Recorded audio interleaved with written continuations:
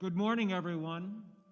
Today is the fourth Sunday in the traditional liturgical season called Advent, the coming of Christmas. This fourth Sunday, we light a candle of peace. Peace is not simply a gift from heaven, it is an actual creation. Peace is a piece of work which we do with our hands and with our hearts. These words come from the tradition of Taoism, usually accorded to Lao Tzu. If there is to be peace in the world, there must be peace in the nations. If there is to be peace in the nations, there must be peace in the cities. If there is to be peace in the cities, there must be peace between neighbors. If there is to be peace between neighbors, there must be peace in our home. If there is to be peace in our home, there must be peace in the heart. That is our reading for this morning.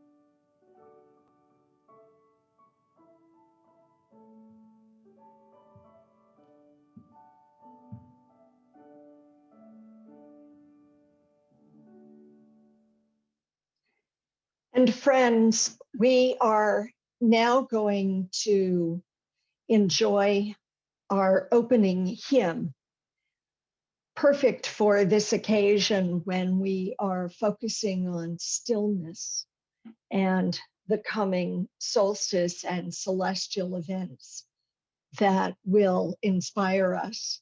And so we hope that you will sing along, muted, as Mina Bostwick brings to us the beautiful Transylvanian hymn tune with lyrics by Reverend Carl Seberg, Find a Stillness.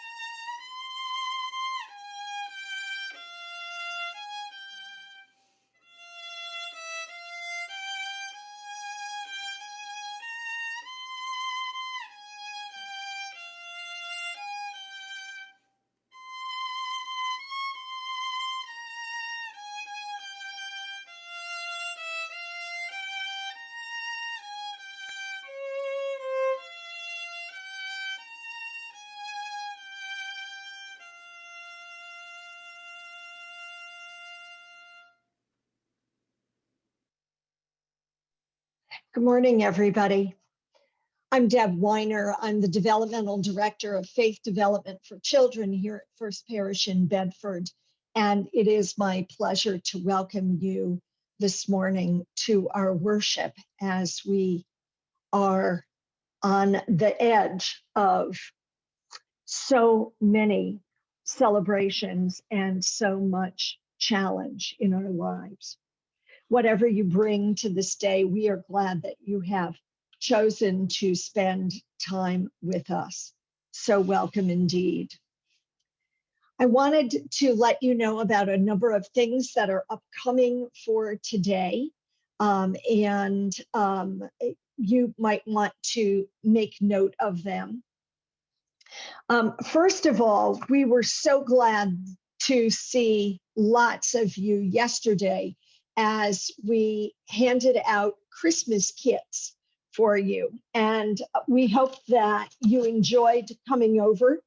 They look like this, and they have lots of goodies in them. The good news is that if you did not make it over to the church yesterday, between 12 and 2, there are a few extras that we made up, and they are sitting on a cart right outside the Elm Street entrance to the church. So come on over and pick one up. You will want to have them for Christmas Eve for sure. And as they say, available while supplies last. So please do that. In those bags, for those of you that picked them up, there are a number of things that we're going to be using today in our service in just a little while. And specifically, that is this item, the lunch bag. Annie's holding it up too. The instruction card that is about making a luminary. There's a clue for you.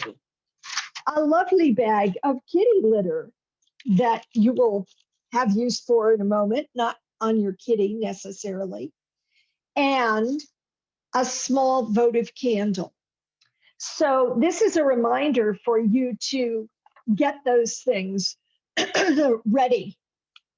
And the other thing is that if you have some art supplies around, if you have a pair of scissors, some markers, that wouldn't be a bad thing either. So take a moment soon to get those ready, and you'll hear more about that very shortly. We want to say a special thank you to those who volunteered at yesterday's event. Thank you so much, everyone. A reminder about Christmas Eve services. On December 24th, we will be having 2 worship services, one at 4 p.m. That is a family-friendly service with lots of terrific music from our children and from others. The theme of that service is many ways to celebrate, and we'll be looking at the cultures and customs of a number of our parishioners from around the world. We hope that you will join us for that. And then at 8 o'clock, there will be a service called Lullabies. Brad Connor is coordinating that service and has some amazing music in store for you. Even if you usually only come to one service, this is a real opportunity for you to enjoy both of them. They will be different in a lot of ways, and you can do it all from the comfort of your home. So we hope that you will join us for those services for sure. And then finally, on December 27th, we hope that you will join us at 10 a.m. for our annual CUSP service, which Andrea Cleghorn and Ginny Packer are coordinating. Just a reminder that there will be no faith development programs that morning. So plan accordingly, and do join us right after our Christmas celebrations for anticipation of what comes next. Those are my announcements for this morning. We're really excited that we have a pulpit editorial from Peter Cho. And yeah, there is a real reason for this. We need some more people to engage in our faith development program, and Annie and I are ready to talk to you about it. But first, we'd like you to hear from Peter. So Webb, if you can roll that video, that would be great. In early autumn 2018, Deb Weiner put out a pulpit call for First Parish volunteers to help with religious education. Since I'm not a parent and do not have much contact with kids, I didn't know if I'd be a good fit for RE. But in my career as a research scientist, I've enjoyed teaching and sharing my love for the natural world with others. I'm also very grateful to the many teachers during my life who shaped my understanding of the world and our role in it. So in 2019, I took the plunge into religious education and started helping to teach the Amazing Grace class. This sixth grade curriculum explores ethics and differentiating right from wrong. Staying with the sixth and seventh graders, I next got involved with the Riddles and Mysteries class. It touched on big existential questions that people have always pondered. The following semester, our class viewed several episodes from the original Twilight Zone series and discussed social issues raised by the TV shows. All of these RE classes teach core values which are so important for everyone to learn. This year, Deb Weiner asked for parishioner volunteers to help with junior youth group. JYG centers upon community building for 5th, 6th, and 7th graders. The group meets on Wednesday afternoons, and it is less structured than Sunday school RE classes. Its freer form has let me sneak in various science activities. For instance, JYG kids have had fun creating big bubbles, catapulting paper rockets, and planting daffodil bulbs. During the past 2 months, when it's been too cold to physically meet outdoors, our kids have watched and discussed videos about a DARPA robot challenge and the critical importance of biodiversity. I hope these subjects have made some impression on JYG kids. I've been around First Parish long enough to know that persuading people to take on extra work is never easy, even in the best of times. During the pandemic, finding parishioners willing to help with RE classes has become even more difficult. So I'll close with 2 points which may encourage congregation members to seriously consider stepping forward. Firstly, I've gotten to know and enjoy working with other RE teachers whom I otherwise would not likely have met. This really nice benefit of RE is not one that I anticipated 2 years ago. And secondly, as one parent recently noted, activities like religious education and junior youth group offer social outlets for kids during the current pandemic. Maintaining and growing community connections in this difficult time is more important than ever. So, I hope you'll please seriously think about helping out with First Parish's RE program. Thank you so much, Peter. We are very, very grateful to you for stepping forward to share your thoughts. And friends, now I invite you, still on mute, but with passion in your hearts, to join in our unison affirmation. The words are on the screen. Love is the spirit of this church, and service is its law. This is our great covenant, to dwell together in peace, to seek the truth in love, and to help one another. El amor es el espíritu de esta iglesia, y el servicio es su ley. Este es nuestro gran pacto, vivir juntos en paz, buscar la verdad en el amor, y ayudarnos los unos a los otros. So may it be. And now, Marge Heckman from our lay pastoral care team will lead us as we share our joys and our sorrows. My name is Marge Heckman, and I'm a member of the lay pastoral team. At First Parish, we have a tradition of lighting candles of joys or concerns to share with the congregation. At this time, I invite you to raise your hand by going to the participant button at the bottom of your screen and clicking on the raise hand feature. And John Gibbons will, or Deb will call on you to light a candle of joy or concern. And I will offer one last candle for all those joys and concerns that we keep in our hearts.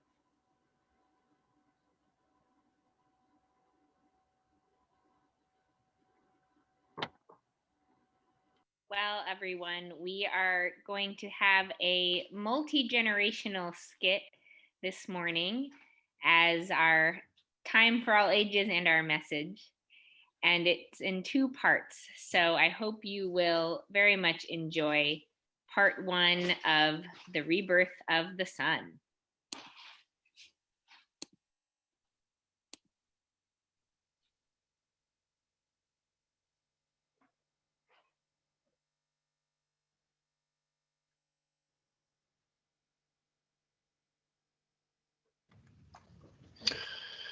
circle round, and I'll tell you a story about when the sun was born again. It was the middle of winter, and the sun had grown very old. All year long, the sun had worked very hard, rising and setting day after day. All year long, the sun had fed everybody on Earth, shining and shining, giving energy to the trees and the flowers and the grasses, so they could grow and feed the animals and birds and insects and people. All year, the sun's gravity held tight to the spinning ball of the Earth and the twirling ball of the moon and the 8 other whirling planets as they traveled around and around and around until the poor sun was dizzy watching it all. Now, the tired sun could barely make it up in the morning, and after a very short time, needed to sleep again. So the days grew shorter and the nights grew longer until the day was so short it was hardly worth getting up for. Night felt sorry for the sun. My arms, child, and rest. After all, I am your mother. You were born out of my darkness billions of years ago, and you will return when all things end. Let me cradle you now as I shelter every galaxy and star in the universe. So Night wrapped her great arms around the sun, and the night was very long indeed. The children of the earth asked, "Why does the dark go on so long? Won't the sun ever come back again?" The old ones said, "The sun is very tired." Maybe if you children would thank the sun for all the things that it does for us, the light may return in the morning. The children sang songs to the sun. They thought about all the things the sun gave them. Thank you for growing the lettuce, rice, corn, and wheat.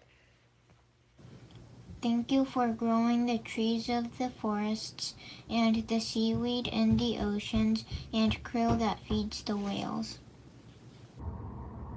Thank you for stirring the air and making the winds that bring the rain. Every time a child said thank you, the sun began to feel a little warmer, a little brighter. Wrapped safely in the arms of night, the sun grew younger and younger. At last, the children had to go to bed. The old ones said, "We will stay up and wait for the sun to rise again." The children asked, "Can't we stay up too?" "You can try, but you'll get too sleepy." "But you can each light a candle, for every fire is a spark of the sun's great fire. Put your candle in a very safe place and let it keep vigil for you as you sleep and dream of sunrise."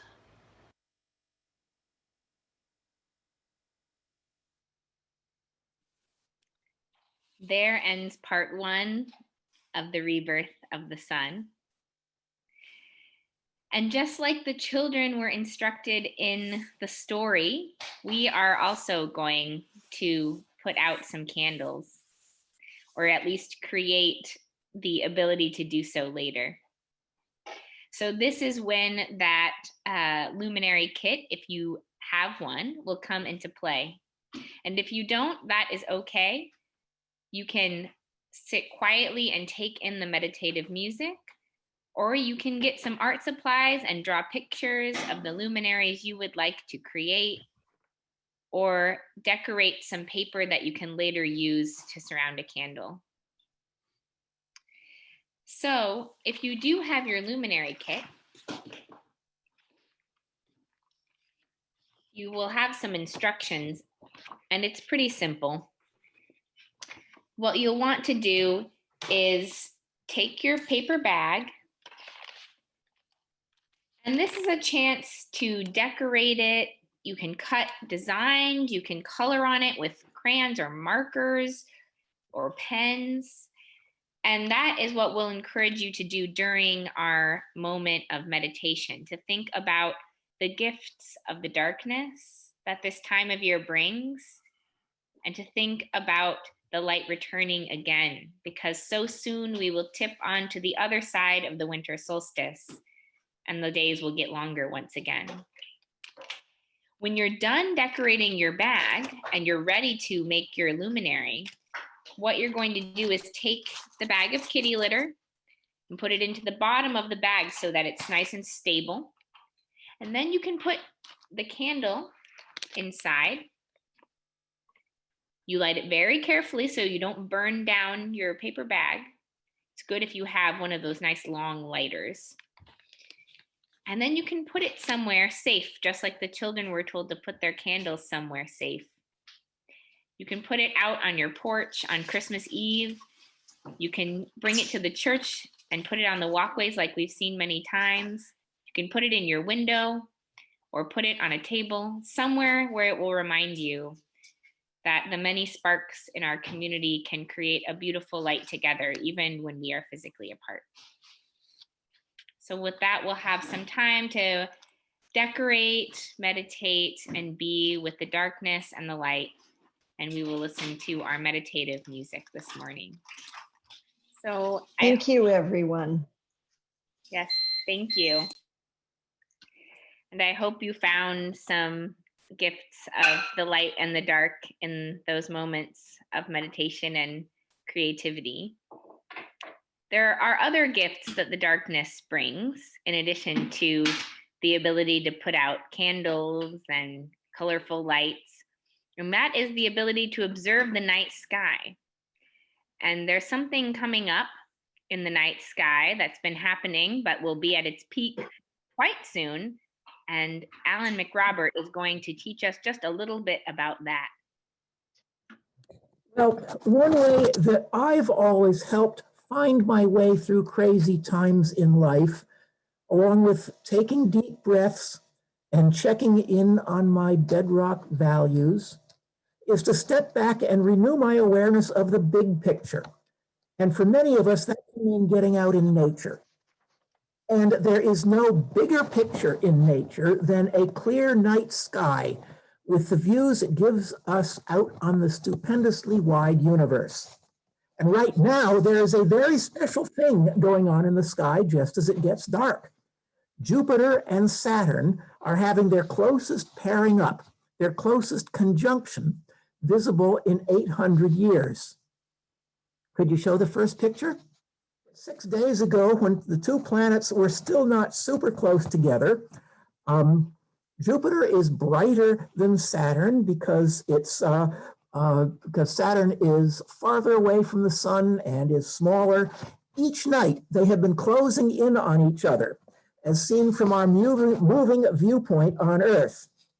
By tomorrow evening, if the sky is clear, they'll be much closer together, maybe so close they'll look like Jupiter alone. And then for the next week or so, they'll start widening back again day by day into two separate points. No matter what craziness is going on in the news or in your life, maybe it will do you good to go outside into the evening stillness and bring these things into your life. And there's the picture of Jupiter and Saturn, framed by Katie, the daughter of a Sky and Telescope columnist, who took that shot 6 days ago. So here's what to do. Could you put on the next one? There you go. Okay, now here's what to do.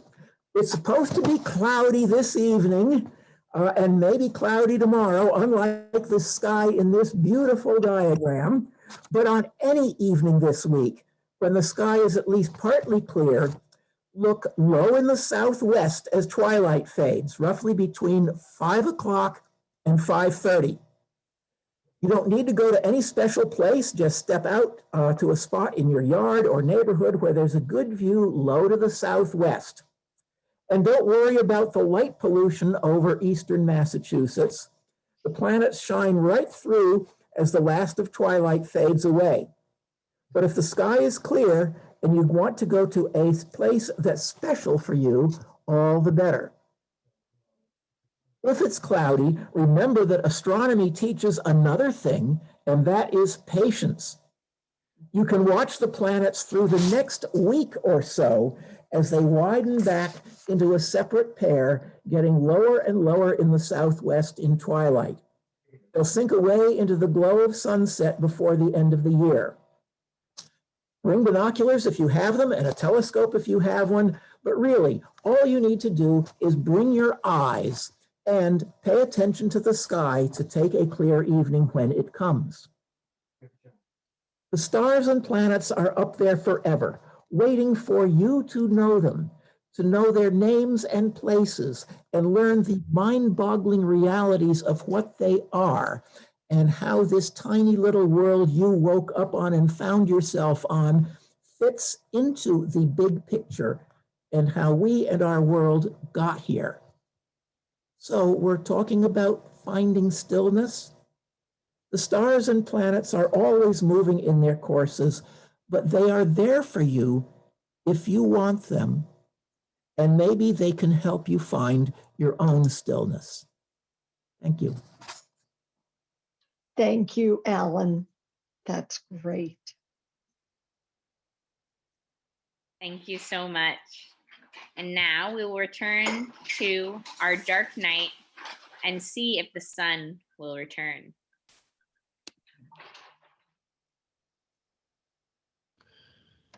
So as the children tried to re-energize the sun, they lit their candles and put them in very safe places, and each flame was a little spark of the sun's fire. And the sun peeped out from between the arms of night. The sun saw all the little fires and began to feel warmer and brighter and younger still. Early in the morning, the old ones woke the children. Together, they climbed a high hill and faced toward the east, the direction of sunrise. They sang songs to the sun and ran around trying to keep warm. They waited and waited to see what dawn would bring. The sky began to turn from black to indigo to blue. Slowly the sky grew light. A golden glow crept over the horizon. Night opened her great arms, and in a burst of brightness, the sun appeared, new and strong and shining. In the long night, the sun had rested well and grown young from the songs. And the thanks of the children, young as a brand new baby, were born out of night once more. Everybody cheered, and the children jumped up and down. The sun is reborn. The sun has returned. And they danced and sang to celebrate the birth of a new day, and then went home to breakfast.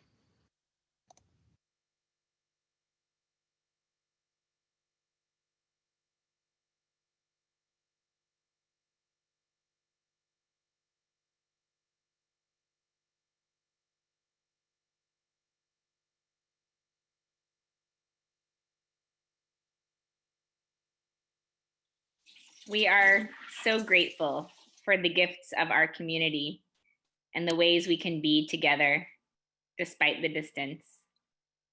And in this time of long nights, we have hope that the sun is coming back and that we will be together again.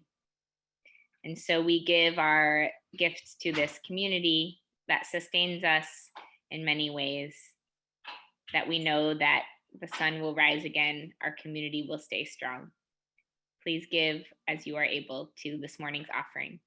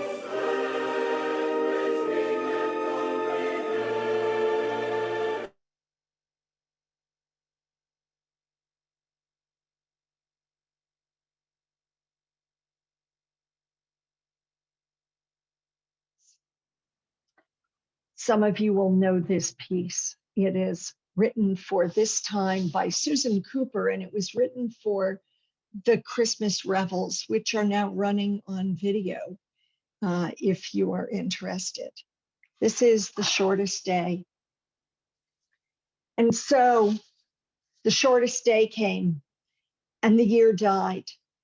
And everywhere down the centuries of the snow-white world came people singing, dancing to drive the dark away. They lighted candles in the winter trees. They hung their homes with evergreens. They burned beseeching fires all night long to keep the year alive. And when the New Year's sunshine blazed awake, they shouted, reveling. Through all the frosty ages, you can hear them echoing behind us. Listen, all the long echoes sing the same delight this shortest day as promise awakens in the sleeping land. They carol, feast, give thanks, and dearly love their friends and hope for peace. And now, so do we here, now, this year, and every year. Welcome, Yule. And to end our time together, we are just delighted to share with you our treasures who are part of this congregation. Let's listen to Bob and Fran Tyler as they sing, Let It Snow, Let It Snow. Here we go again.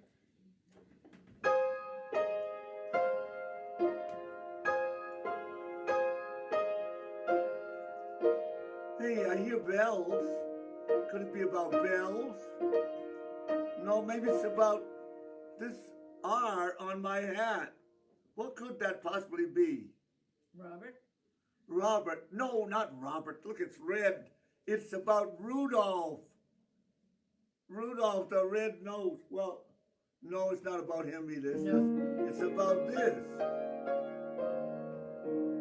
Oh, the weather outside is frightful. The fire is so delightful. Since we've no place to go, let it snow, let it snow, let it snow. It doesn't show signs of stopping. I brought some corn for popping. The lights are turned way down low. Let it snow, let it snow, let it snow. When we finally kiss goodnight, how I hate going out in the snow. But as long as you hold me tight, all the way home I'll be warm. Oh, the fire is slowly dying, and my dear, we're still goodbye. As long as you love me so, let it snow, let it snow, let it snow. Let's give the piano some.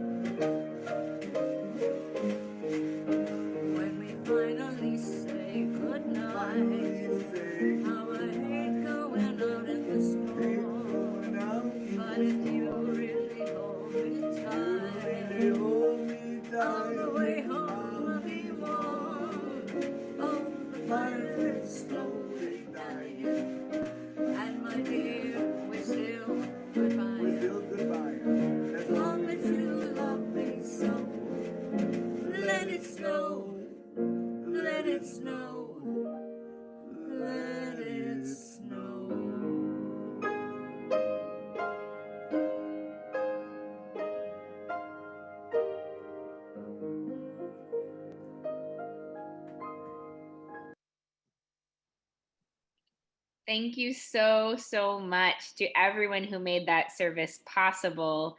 It was an incredible piece of community work, as always. So many people worked hard on their pieces of that skit, and it was so fantastic to hear from the Tylers at the end. Mina's violin was just gorgeous, and we're really grateful to everyone who pitched in to make our celebration of the solstice work this morning. Yes, definitely, Alan, that was wonderful. And Peter, for your testimony about faith development, just fantastic. Thank you, everyone. And we will move into community hour.